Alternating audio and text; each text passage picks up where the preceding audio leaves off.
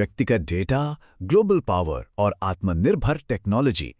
आज की चर्चा में हम यही समझेंगे कि कैसे हमारी आपकी जानकारी राष्ट्रीय शक्ति का एक हथियार बन जाती है और इस नए डिजिटल दौर के नियम आखिर हैं क्या। देखिए, साइबर एक्सपर्ट्स एक बहुत ही दिलचस्प बात कहते हैं। उनके मुताबिक इस डिजिटल दुनिया में सिर्फ दो ही तरह के लोग रहते हैं। एक तो वो जिन्हें ये मालूम हो चुका है कि उनका डेटा, उनकी प्राइवेसी अब सुरक्षित नहीं रही, वो कॉम्प्रोमाइज हो चुकी है। और दूसरे वो हैं जिन्हें अभी तक इस बात का अंदाजा ही नहीं है ना चौंकाने वाली बात। चलिए इसी में थोड़ा और गहराई से उतरते हैं।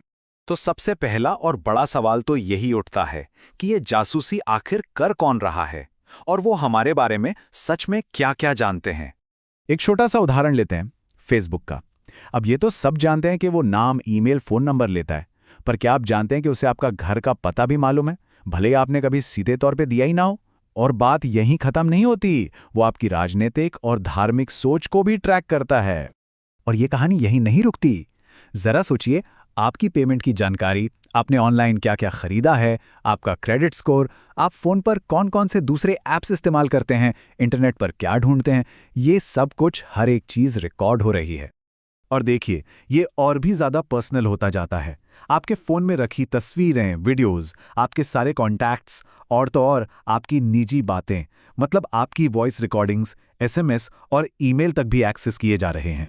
इस सारे डेटा और एआई की ताकत से आपकी प्रोफाइलिंग इतनी सटीक हो सकती है कि जैसा एक साइबर एक्सपर्ट ने कहा, अगर कोई आपके दरवाजे पे आकर आपको भविष्य में होने वाली किसी बीमारी की दवा दे तो शायद आपको वो ले लेनी चाहिए, क्योंकि हो सकता है उन्हें आपकी सेहत के बारे में आपसे भी ज्यादा पता हो। लेकिन सवाल यह है कि कोई इतनी जानकारी क्यों चाहेगा? आखिर हमारे डेटा की असली कीमत है क्या? इस ट्रैकिंग की गहराई को समझने के लिए डिजिटल फिंगरप्रिंट के कॉन्सेप्ट को समझना होगा।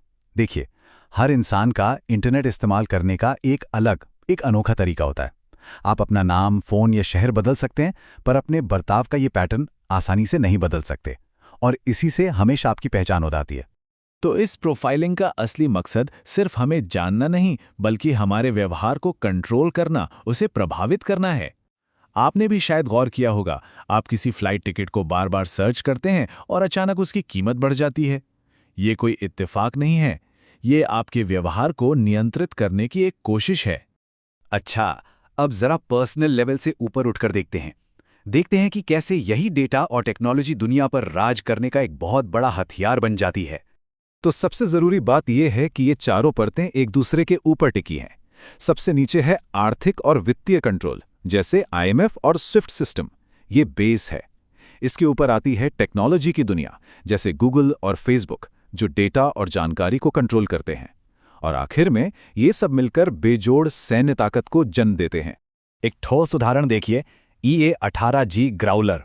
अब ये कोई आम फाइटर जेट नहीं है जो मिसाइलें दागता है, नहीं, इसका काम है दुश्मन को अंधा कर देना। ये दुश्मन के पूरे रेडार नेटवर्क को ही जैम कर देता है, जिससे वो एक ऐसे हमले के लिए तैयार ही नहीं हो पाता जिससे वो देख भी नहीं सकता। या फिर B-2 स्पिरिट स्टील्ड बॉम्बर को ले लीजिए। ये विमान रडार की पकड़ में आता ही नहीं है। ये दुश्मन के इलाके में घंटों तक उड़ सकता है, हजारों किलो बॉम्ब गिरा सकता है और किसी को कानो कान खबर तक नहीं होती। ये है टेक्नोलॉजी की असली ताकत। टेक्नोलॉजी के इस जबरदस्त चुनौती के सामने भारत जैसे देश अपना जवाब आत्मनिर्भरता में ढूंढ रहे हैं। ये एक जवाबी कहानी है जो स्वदेशी तकनीक से शुरू होती है। और इसका एक बेहतरीन उदाहरण है हमारा स्वदेशी लाइडार बोया सिस्टम। हाल ही में भारत ने इसका सफल परीक्षण किया। आसान भाषा में समझे तो ये एक तैरता हुआ प्लेटफॉर्म है जो लेजर का इस्तेमाल करके समुद्र के ऊपर हवा के पैटर्न का एकदम सटीक डेटा इकट्ठा करता है। अब ये गेम चेंजर क्यों है? देखिए, इससे हम न सिर्फ बेहतर पवन ऊर्जा प्लांट बना पाएंगे या मौसम का सटीक अनुमान लगा पाएंगे, बल्कि सबसे ज़रूरी बात यह है कि इस बेहद अहम डेटा के लिए अब हमें विदेशी टेक्नोलॉजी पर निर्भर नहीं रहना पड़ेगा। यह सिर्फ एक मशीन नहीं, ये भारत की तकनीकी आज़ादी का प्रतीक है। तो हमने बात शुरू की थी पर्सनल डेटा से और पहुंच गए हैं राष्ट्रीय टेक्नोलॉजी तक। अब बड़ा सवाल यह है कि आगे का रास्ता क्या है? हमारे सामने दो रास्ते बिल्कुल साफ हैं। एक तरफ है निर्भरता, मतलब अपनी ही गली का पता ढूंढने के लिए विदेशी गूगल मैप्स का इस्तेमाल करना, और दूसरी तरफ है आत्मनिर्भरता, मतलब लाइडार, बोया जैसे सिस्टम बनाना और अपना डिजिटल भविष्य खुद लिखना। और ये हमें आखिरी और शायद सबसे जरूरी सवाल पर लाता है, इस डिजिटल दुनिया में हमारी आज़ादी की रक्षा की जिम्मेदारी आखिर है किसकी? क्या ये एक व्यक्ति की है, उन बड़ी बड़ी कंपनियों की है जो हमारा डेटा इकट्ठा करती हैं, या फिर ये राष्ट्र की जिम्मेदारी है? डरने की बजाय ये याद रखना जरूरी है कि चुनौती चाहे कितनी भी बड़ी क्यों ना हो, अगर पूरे दिल से कोशिश की जाए तो जीत पक्की है।